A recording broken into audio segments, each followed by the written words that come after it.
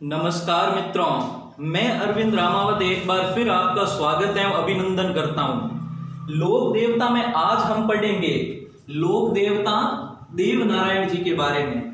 एक दो वीडियो ही बचे हैं, फिर अपना कंप्लीट है। अगले वीडियो तक लोक देवता कंप्लीट करवा देंगे। तो आज हम पढ़ना शुरू करेंगे देव नारायण जी के बारे में। नाम से एक चीज समझो, नाम है देव नारायण जी। देव यानी होते हैं भगवान, यानी भगवानों के अंदर नारायण, भगवानों के अंदर नारायण। नारायण किन्हें कहा जाता है? नारायण भगवान विष्णु को कहा जाता है। तो एक चीज याद रखना नाम से कि देव नारायण जी को भगवान विष्णु का अवतार माना जाता है। किसका अवतार माना जाता है? नारायण का अवतार माना जाता है। उस सुदर्शन चक्रधारी भगवान श्री विष्णु का अवतार माना जाता है। किनको? देव नारायण जी को।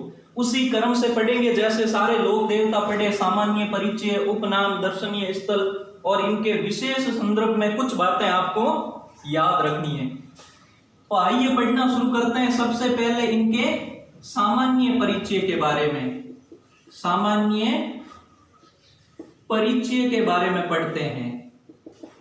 सामान्य परिचय के बारे में सर्वप्रथम जो आपको याद रखना है वो रखना है इनका जन्म, कि आपका जन्म कब हुआ। तो याद रखना, जन्म हुआ 1243 ईस्वी को। जन्म हुआ 1243 ईस्वी को। कैसे याद रखोगे?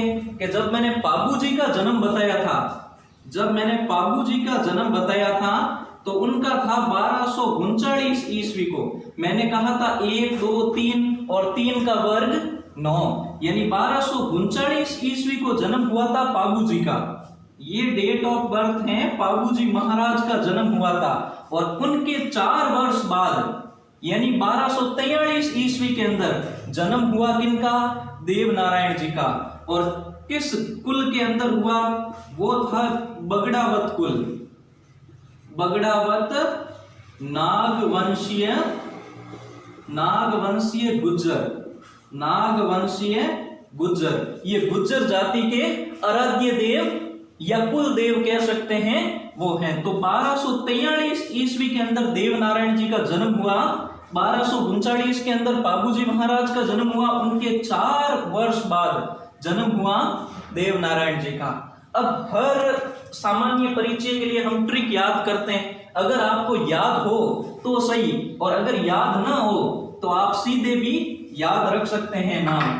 ट्रिक मैंने बनाने का प्रयास किया, देखो वो मैंने बनाने का प्रयास किया है कि आस पीली। अब ये शब्द आपको याद रखना है, इनके आधार पर सारे नाम देखेंगे। तो जन्म आपको याद रखना है। दूसरी चीज याद रखनी है आ से, आ से आपको याद रखना है आसी, आसी।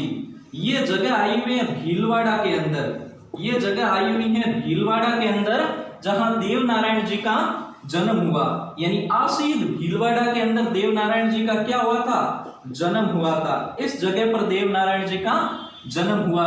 दूसरी चीज याद रखनी है स से, स से इनके पिता का नाम याद रखना है।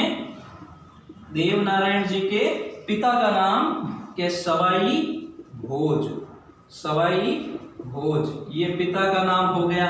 इनके साथ ही माता जी का नाम भी याद रखना है देव नारायण जी के, और माता जी का नाम होगा स से सेडू हटाणी। ये इनकी माता जी का नाम हो गया। तो स से आपको याद रखना है सवाई भोज और स से याद रखना है सेडू खटाणी। ये इनकी माता का नाम हो गया। आगे अगर पी से याद करें तो देखो अपना उद्देश्य है सिर्फ याद करवाना। तो पी से आपको याद रखना है पीपल दे, ये होगा पत्नी का नाम, पीपल दे, ये हो गया पत्नी का नाम। अब पीपल दे जो धार के राजा थे, पीपल दे धार के जो राजा थे, धार के राजा की क्या थी? धार के राजा की पुत्री थी, यानी धार की राजकुमारी थी पीपल दे। धार की राजकुमारी थी जो हमेशा स्वस्थ अस्वस्थ रहती थी। एक बार किसी कारणवश जब मतलब छोटू भाट जो बगड़ावतों का या गुज्जर जाति का या देव नारायण जी का प्रिय भक्त माने जाते हैं, वो जब ननिहाल से इनकी माता जी को वापस लेकर आ रहे थे, क्योंकि पिता की हत्या हो जाती है, युद्ध के अंदर वीर गति को प्राप्त हो जाते हैं, वो चीज हम आगे पढ़ेंगे। तो जब वापस ले रहे होते हैं, तब रास्ते के अंदर जंगल में महाकाली का एक मंदिर आता है। उस मंदिर के अंदर वो पूजा करने के लिए जाते हैं, वहां पर धार के राजा मिलते हैं और देव नारायण जी अपनी आयुर्वेदिक विद्या के कारण इन पीपल दे को स्वस्थ कर देते हैं और धार के राजा इनका विवाह करवा देते हैं पीपल दे के साथ। तो आ से आपको याद रखना है आशीष भीलवाड़ा, स से याद रखना है सवई भोज, स से याद रखना है सेडू खटाणी और पी से आपको याद रखना है पीपल दे। और उसके बाद जो अगला दिया हुआ है ली से आपको याद रखना है इनके घोड़े का नाम, इनका घोड़ा लीलाघर। ये चीज आपको इनके बारे में याद रखनी है। अगर देव नारायण जी के मैं बचपन के नाम की बात करूं, बचपन का नाम देव नारायण जी का उदय सिंह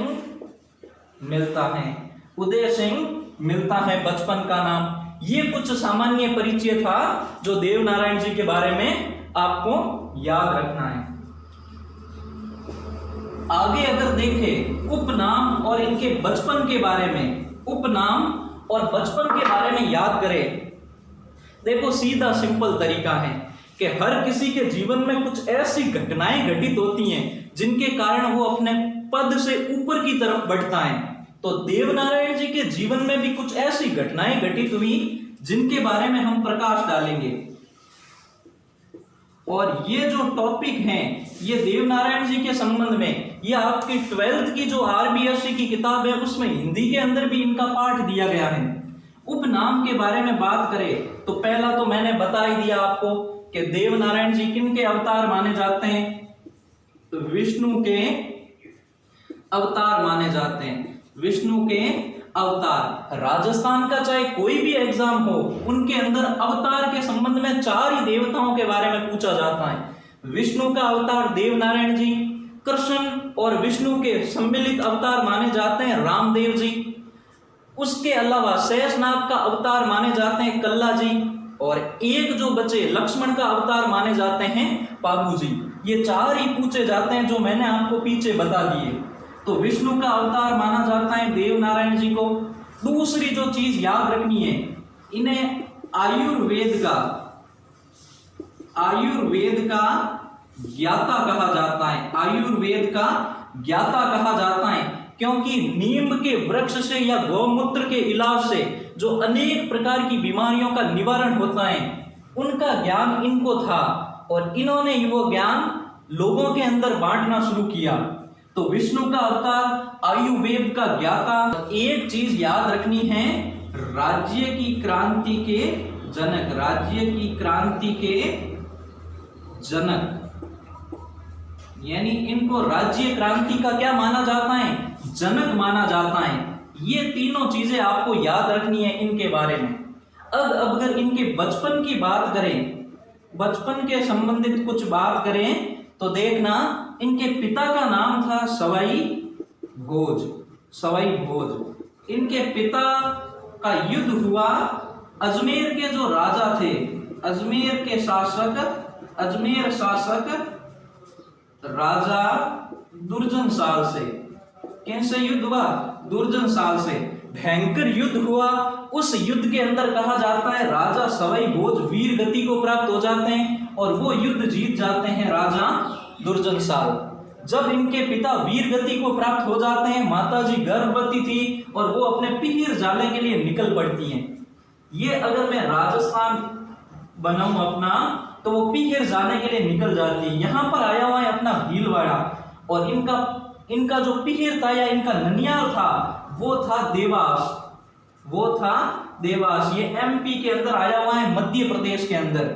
कहते हैं भीलवाड़ा से ये निकले इनके माता जी देवास जाने के लिए और रास्ते के अंदर इन देव नारायण जी का जन्म होता है। रास्ते के अंदर देव नारायण जी का जन्म हो जाता है और ये ननियाल चले जाते हैं। इनका जो पूरा जो जो जो बचपन था वो इनके ननिहाल में ही गुजरा। पूरा बचपन इनका ननिहाल के अंदर गुजरा, जो कि देवास मध्य प्रदेश के अंदर था। यहाँ पर अपना ननिहाल के अंदर जब ये बचपन में जब खेला करते थे, तब उज्जैन में बहती है शिप्रा नदी। शिप्रा नदी के तट पर ही बसा हुआ है उज्जैन। तो उज्जैन में शिप्रा नदी के तट पर कुछ सिद्ध योगी रहते थे। कुछ सिद्ध योगी रहते थे। सिद्ध योगी किसे कहा जाता है? एक जो ऋषि मुनि होते हैं वो तो होते हैं साधारण ऋषि मुनि, एक होते हैं सिद्ध योगी जिन्होंने तंत्र मंत्र विद्या के कारण अपना जो ज्ञान है उसे जागृत कर दिया है। तो सिद्ध योगियों से इन्होंने क्या ली? शिक्षा प्राप्त की। उन वट वृक्ष के नीचे ये खेलते रहते थे, उन ऋषियों के साथ ये खेला करते थे। तो बचपन से ही इनको वहां से तलवार चलाना, अस्त्र शस्त्र, तंत्र विद्या, आयुर्वेद, संपूर्ण तरीके का ज्ञान हो गया। जब ये जवान हुए तब जो बगड़ावतों का जो प्रिय भक्त है छोटू भाट, वो इनको ननिहाल से लेने के लिए आया। इनको ननिहाल से लेने के लिए आया और लेकर वापस आ रहे थे आसीद। वापस आ रहे थे तो रास्ते के अंदर उन्हें मिलते हैं धार के राजा की, जो मैंने आपको बताई थी। रास्ते के अंदर पीपल देव को स्वस्थ करते हैं और इनको ठीक करते हैं। फिर आकर अजमेर के शासक के खिलाफ अपना अभियान छेड़ देते हैं। आसीद के अंदर अलग अलग जगहों पर अलग अलग पर्चे दिए देव नारायण जी ने, अलग अलग पर्चे दिए। जैसे सारंग सेठ के बेटे को जीवित करना, सूखी नदी के अंदर पानी लाना, अलग अलग तरीके के पर्चे हैं। और धीरे धीरे ये हर जगह पर प्रसिद्ध हो गए। और इन्हीं अजमेर के शासक दुर्जनसाल से युद्ध करते हुए देवमाली नामक जगह आई हुई है। देवमाली नामक जगह आई हुई है ब्यावर अजमेर के अंदर। वहीं पर इनको वीर गति प्राप्त हुई। वहीं पर इनको क्या प्राप्त हुई? वीर गति प्राप्त हुई। ये कुछ चीजें याद रखनी है देवनारायण जी के बारे में। अब अगर बात करें कुछ दर्शनीय स्थलों की, कि देवनारायण जी से संबंधित दर्शनीय स्थलों की बात करें, अपना जो तीसरी हेडिंग है दर्शनीय स्थलों से संबंधित बात करें, तो पहली तो आपको जगह याद रखनी है आसीद भीलवाड़ा, जहां पर आपका जन्म हुआ। और यहीं पर क्या बना हुआ है? मंदिर बना हुआ है, आपका मंदिर बना हुआ है। और अगली चीज जो याद रखनी है कि मंदिर के अंदर मूर्ति न होकर विशाल मात्रा में बड़ी बड़ी ईंटें रखी गई हैं। बड़ी बड़ी क्या रखी गई हैं? ईंटें रखी गई हैं। उन्हीं की क्या होती है? पूजा होती है। उन्हीं ईंटों की क्या होती है? पूजा होती है। और देवनारायण जी ने जो जितने भी वृक्ष होते हैं उनमें नीम के वृक्ष को सर्वोत्तम माना, तो इसीलिए नीम की पत्तियों से इनकी पूजा होती है। ईंटों की पूजा होती है और नीम की पत्तियों से आपकी पूजा की जाती है, नीम की पत्तियों से। और इन पर जो प्रसाद चढ़ाया जाता है वो चीज आपको याद रखनी है कि इन पर जो प्रसाद चढ़ाया जाता है, प्रसाद के रूप में छाछ व राबड़ी चढ़ाई जाती है। छाछ व राबड़ी चढ़ाई जाती है। मैं समझता हूँ शायद ही कोई राजस्थान का ऐसा व्यक्ति होगा जिसे राबड़ी के बारे में ज्ञान न हो। अपन राजस्थानी लोग तो, अपने राजस्थानी लोगों का तो सबसे इम्पोर्टेंट, सबसे स्वादिष्ट व्यंजन है वो राबड़ी है। जब हम जिन टाइम आपे 90 डिग्री रे एंगल रे मैंने एक मोटी सी ताड़ी भर परी बिन जिन टाइम हबड़ को लिया करो, बिनो जी को आनंद आवे। आहा, मारवाड़ी के शब्दों का आनंद लो हबड़ का, ठीक है। तो जब हम हबड़ का लेते हैं उस समय जो आनंद आता है वो शायद ही कहीं पर मिलता होगा। तो इस तरीके से जो देवनारायण जी हैं उनको किस तरीके का प्रसाद चढ़ता है? छाछ व राबड़ी चढ़ाई जाती है देवनारायण जी को। ये याद रखना है आसीन के अंदर। अगर दूसरे में जगह की बात करूं तो याद रखना है देव डूंगरी। ये देव डूंगरी आई हुई है चित्तौड़गढ़ के अंदर। ये आई हुई है चित्तौड़गढ़ के अंदर आई हुई है। चित्तौड़गढ़ के अंदर आई हुई है। चित्तौड़गढ़ जो राणा सांगा थे, राणा सांगा के ये आराध्य देव हैं। आराध्य देव राणा सांगा हुए जिन्हें सैनिकों का भगना अवशेष कहा जाता है, सैनिक का अंश कहा जाता है, जिसने 72 घाव शरीर पर सहन किए लेकिन फिर भी युद्ध भूमि के अंदर डटे रहे। तो इनके आराध्य देव हैं कौन? देवनारायण जी। कौन है? देवनारायण जी। एक अन्य जगह की बात करूं मैं तो वो होगी देवधाम जोधपुरिया। देवधाम जोधपुरिया, ये कंफ्यूज करने के लिए जोधपुरिया है, वास्तव में ये टोक के अंदर आया हुआ है, ये टोक के अंदर आया हुआ है। और भाद्रपद शुक्ल सप्तमी, भाद्रपद शुक्ल सप्तमी को यहाँ पर मेला भरता है, देवनारायण जी का मेला भरता है भाद्रपद शुक्ल सप्तमी को, ये याद रखना। और एक जगह और है, वो है देवमाली।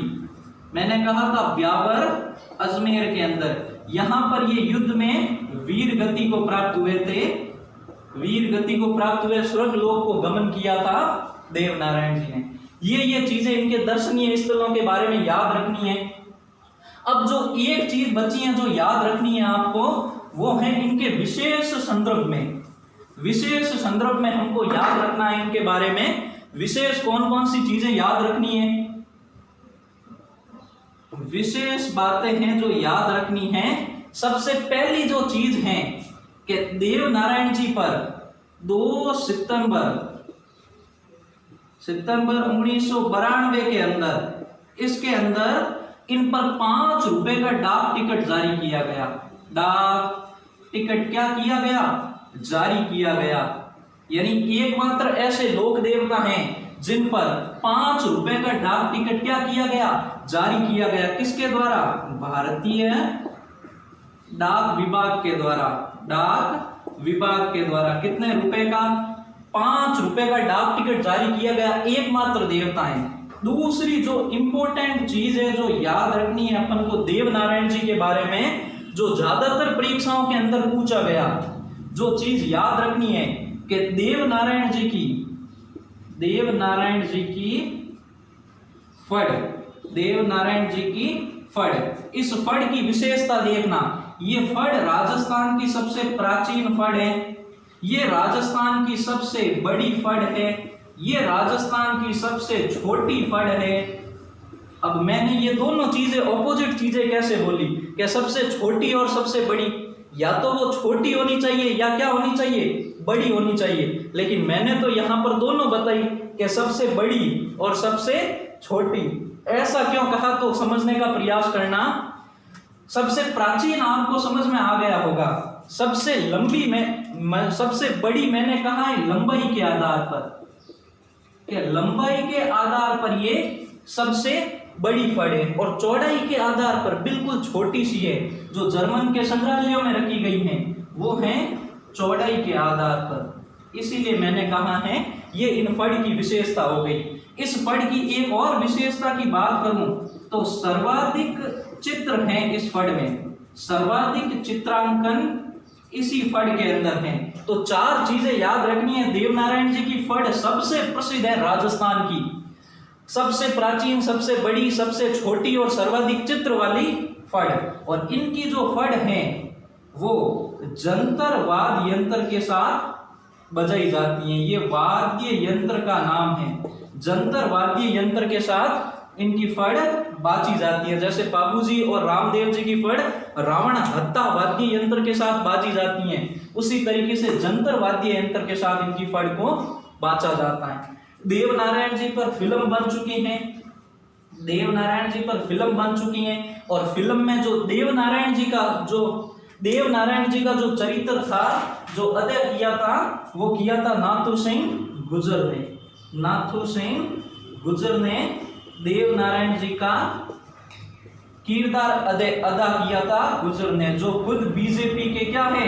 एमएलए है, जो बीजेपी के बहुत बड़े नेता रह चुके हैं। मित्रों, देवनारायण जी से जुड़ते जुड़ते एक और नाम है जिन लोक देवता के बारे में भी पढ़ लेते हैं, जिनका नाम है देव बाबा। जिनका नाम है देव बाबा। देव बाबा के बारे में भी पढ़ लेते हैं। इनके बारे में याद रखना है कि इनका जो जन्म है वो नगला जहाज भरतपुर में हुआ। नगला जहाज भरतपुर नामक स्थान पर हुआ। इन देव बाबा के जो थान होते हैं वो देव नारायण जी के ही तरह काफी बच्चे देव नारायण जी और देव बाबा में कंफ्यूज हो जाते हैं। उनका है आशीष भीलवाड़ा और इनका है नगला जहाज भरतपुर। इनके भी जो थान होते हैं वो नीम के वृक्ष के नीचे होते हैं, नीम के वृक्ष के नीचे होते हैं। और देव नारायण जी ने भी नीम के वृक्षों की बड़ी महानता बताई थी।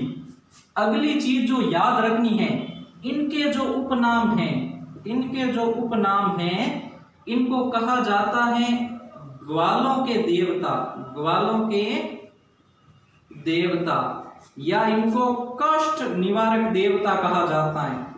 कष्ट निवारक देवता कहकर पुकारा जाता है। अगली चीज जो याद रखनी है, ये भी गुज्जर जाति के देवता हैं, गुज्जर जाति के देवता, गुज्जर जाति के देवता। अगली जो चीज याद रखनी है इनके बारे में कि इनकी जो सवारी है देव बाबा की, वो होता है भैंसा, या जिसे हम पाडा भी कहते हैं। ये देव बाबा की क्या होती है? सवारी होती हैं। अगली जो चीज याद रखनी है, इन्हें पशु चिकित्सक का बड़ा ज्ञान था, इसीलिए इन्हें पशु चिकित्सा के लोक देवता कहा जाता है, लोक देवता कहा जाता है, पशु चिकित्सा के लोक देवता कहा जाता है। इनकी जो भी मूर्ति होगी, इनकी मूर्ति में, इनके एक हाथ में, इनकी मूर्ति में, इनके एक हाथ में तो लाठी होती है और एक हाथ में होता है झाड़ू, एक हाथ में होता है झाड़ू। तो देव बाबा के बारे में ये चीजें याद रखनी है, फटाफट रिवीजन करवाता हूं। जन्म नगला जहाजपुर भरतपुर, थान होते हैं नीम के वृक्ष के नीचे, उपनाम ग्वालों के देवता, कष्ट निवारक देवता, गुज्जर जाति के देवता, सवारी भैंसा या पाडा होता है, पशु चिकित्सक के लोक देवता। अच्छा ज्ञान था इनको पशु चिकित्सा का। और इनकी मूर्ति में एक हाथ में तो